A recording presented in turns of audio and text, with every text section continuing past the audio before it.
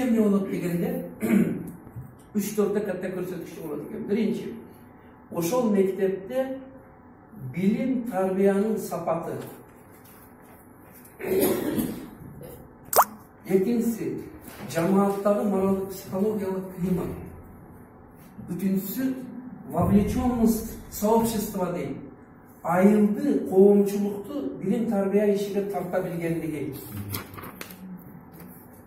Эми көп ал жерде көрсөткүч. Мен кыскартып эле айта берейин. Өзүм айткандай, орозобанда майдага отурбай, керек болсо суроо болсо мен кошом.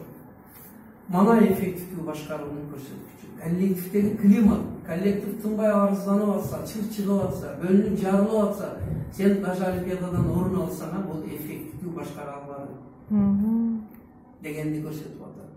Эгерде тынбай балдарың мушташып атса, окуучуларың көчө болуп, бул дагы уже эффективный минус кылып таштайт экен, жана башка ошондой нерсе. Эми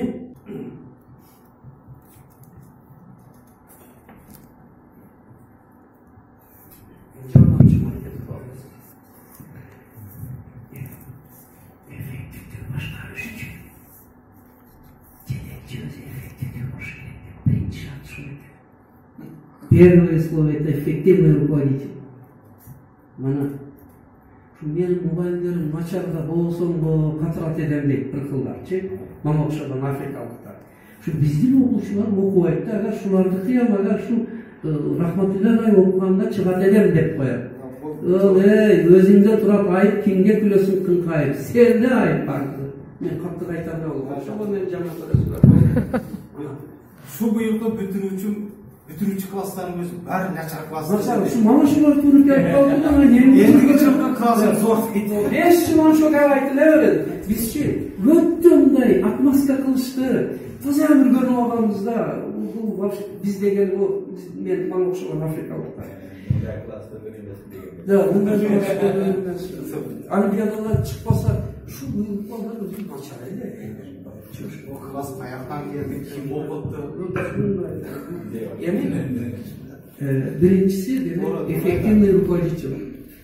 Hiç болсо бүгүнкү семинардан эффективдүү жетекчи болушум керек экен деген түшүнүк менен кетсеңиздер, демек орозодо биз улукбек бекерге мынча какшап сүйлөгөнүбүз жок экен деп мен аксагам оозду жакшы ачам да кетчү.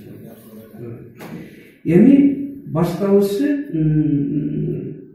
жөнөкү 4 циклды жүргүзүш керек экен эффективдүү башкарыш үчүн.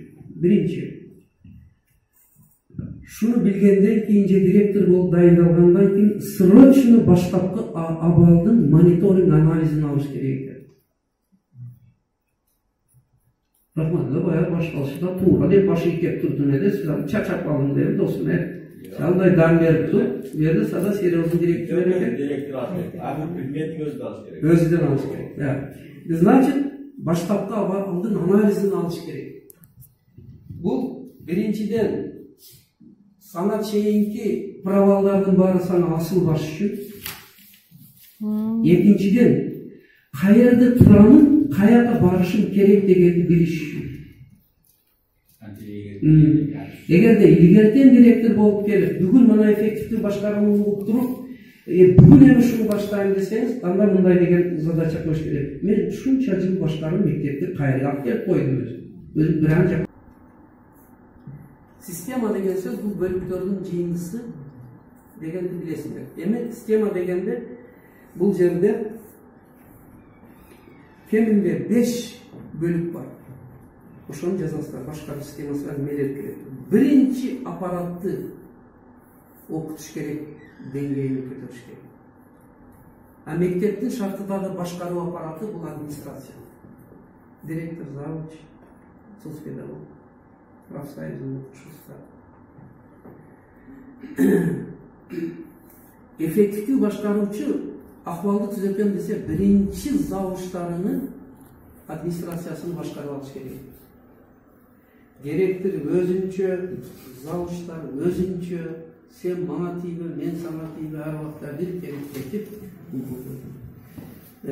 Урматтуулар, мен 1600 окуучу окуган мектепте иштедим, Сүлүктүдө. Бұрындар айтады, Батмағай, сізді алыр 200 оқучы бар, оны башқарушы оңайда, зато біздікі қиын 600-700 оқучыды ол, кешіріп қойып ол іштеке емес. Оқучы қанша көп болса башқарушы онша жақсы болады. Потому что ресурс көп, администратор көп. Мұны біліп алыңыздар. Мен 3,5 оқучы, анан Хатжентте 3800 оқучы оқыған мектепке бардым, Ошто 3,5 мектепке бардым, мынандай башқарып отырады. 200-300 мұғалім оны деген бір-бірін танымайды. Зато система управленияны түзген. Бізден ең чоң қаталығын жазып қойылған, бізде система управления түзген емес. Ол келіп мен директорскийда отырып, анан кейін заводқа тапсырма беріп, райондан бұл келген жаңалықты жеткізіп қойып мұғалімдерге. Ол башқару емес екен. Ол имитация, ол жарайды. Мен мұны камчилікті айтсам, не деп түсінеміз, бұл біз предмет мұғалімдерді башқарыш. Директор предмет мұғалімдерді башқарыш керек. Мен аргументіне мақсатты мен алып келгенім, жоқ дегенде бір аптада бір жолы мен предмет мұғалімдерменен сөзсіз кабинетте тегерек стол өткізіп. Математика қандай болды, химия қандай болды, физикадан не қыламыз? Ошонун эле уландысы предмет мұғалімдердің уландысы қысанар болады, же өзүнчө бір цикл қысанар, потому что азыр мана айтты ғой, тарбия концепциясы келди деп. Жашы пече советте дам тарбияга өтө чоң маани бериптир, мен ыраазы болуп калдым ол пикирге. Внимание, класс жетекчилерди башкаруу деген койду. Албетте айтабыз, биз организатор соцпедагог бар деп, зам, өзүң катышып башкарбасаң, ол бечара завучту кааласа угат, каалабаса окуйт. Азыр мен нарбу эсиме салып, кече жакында өткөн катализатор, анан лидер, антилидер дегендер жөнүндө мен айтып кетейин. Мына ушу класс жетекчилерди башкаруу системасын түзүшүбүз керек. И аптада бир, жок дегенде 2 аптада бир класс жетекчилери менен кабинетиңизде жолугушуп туруу керек. Бул өтө чоң нерсе. Үчүнчү, окуучуларды башкаруу. Окуучуларды башкаруу 3-4 формада жүрөт экен. Биринчиси жалпы жыйын линейка дейбиз. Бирок албетте жалпы жыйынды биз өткөзөбүз, кечиккен калдыргандарды айтабыз, грамотаны алып келгенди тапшырабыз, кол чаптырабыз. Тартип бузбай экскурсия чыкпа дейбиз, анан айтып бүтүрөбүз. Бул дагы башкаруунун бысы даяр туура келбейт экен. Башкарууда бул жерде мына эми дагы бир термин айтам, диверсификация кылыш керек экен. Мен экономикалык терминдерди айтып атам. Адекваттуу, эквиваленттүү, анан диверсификация деген. Башкаруунун диверсификациясы бул, мисалы үчүн, окуучу дегендин өзүнүн биз көбүнчө классификация кылганбыз, класстарга бөлгөнбүз, а диверсификацияда башкача экен. Бул жерде уже окуучуларды отличный ударниктер бир топ, орточо окугандар бир топ, олимпийсттер бир топ, жетишпеген 2-1 алгандар бир топ болот. Аналар менен ишкен башкача иш кетет.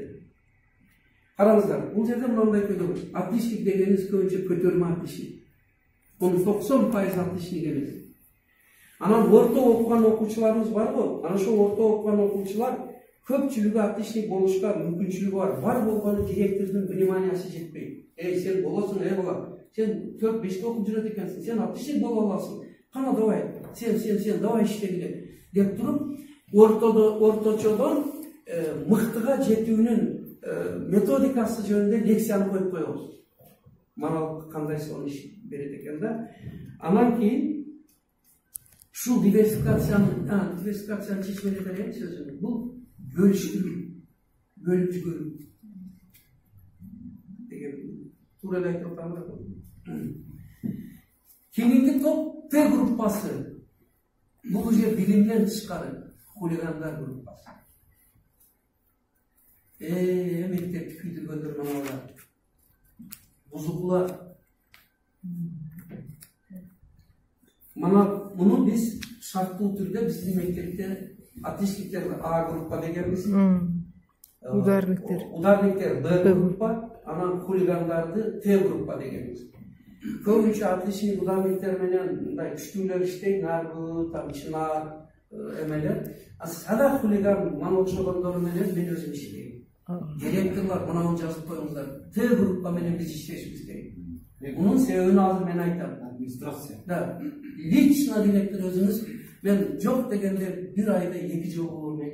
Şoğa men köpünçe ayakta neme tutuluştan taysallayında tızamına işi çok bol dedi. Hem kalandı.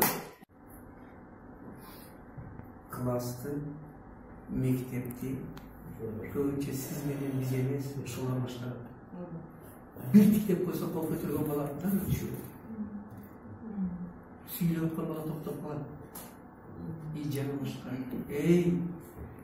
20 balаны başlarından bitta klasını en akılda oturup alıp buzup oturgan balаны başlarından el boşangan şonu başlar. Şonu düzeltken klasını dürüst kılır. Şoğa men argülörge aytam, klasta lider var, anti-lider var. Anti-liderдің işi buzuk. İşi buzuk. Emi bir jolu agar mana bul emede anti-lider menen işleштин metodикасы кандай болот, ол juda кыйын. 1000 balаны başkarışan bir, o bitta brigadı başkarışan bir, o özünçe iş. Gerek olsa bir vaat gelgende anam almayı çektiririz. Anan okuçunun diversifikasiyasında mınal jerde olimpistler menen işte özünçe bir emek etesiniz sizlerge. Bunu bir işteyiz. Hurmatlуулар, неге bizde Olimpiadadan okuçu kam çıkar? Bizim de yapalım. O Olimpiada жақындап қалыпты, района айтты кече. Тез, yani bende çok kahve biliyor da alçı sen okuyup başında oturduğundan bir ay sana sonra 2 ay oturup işte bile çıkar bu kapıra kaydan sen elime çıkmay otur sen de eyle otur 2 ay o menen içeri çıkmay birinciler vнимание жазып koyunda olimpiyist kaçan çıkar direkti özü şolar men iştesi çıkar iştese degen o japı albaysız kömün burun hani endi dagı mana bu keledi ben men işteyim da jölele ya söz bol olsun dedim.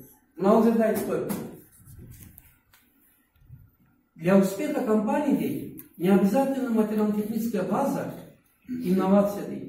Просто внимание. Пристальное внимание и забота работающего персонала. İştеген адамдарга, олимпиадага катышкан балдарга көңүл буруп, кандай болуп атат? Кайра экен дейт. Азаматсың. Өтө продвинутый директор болсаң ага, внимание, олимпиадаға даярдоонун лекциялары бар. Азырнагы күндө. Onu директор өзү өтүп берсе, жүдө башкача болот да. Директордун өзүнүн сурап, олар менен тез-тез бир айда bir жолукканы өзү уже мотивация болот дагы, олордун кызыгуусун артат. Биздин эң камчылыгыбыз предметникке жүктөп койгонубуз болду. Нана кийде менин ишим көп, ремонт бар. Районго бар. Айтмакчы районго Улукбек Матович. Мага окшогон жалпы директорлордун эң чоң шылтоосу районго барат. Мен районго адам 3 айда bir барат да, 2 айда bir барат да. Кайта бара беребиз, эшикте өттүм. Мен мына эмеде Хельсинкиде бизде айтты да, хороший директор деди, мектептен чыкпайт деди. Зато результат берсе. Анан мектептен чыкпай, анан на олимпиада намаерде болуп, ошол үчүн мүмкүн болушунча аны ошол кыскартыш керек. Эми кечирип коюң, сиздерге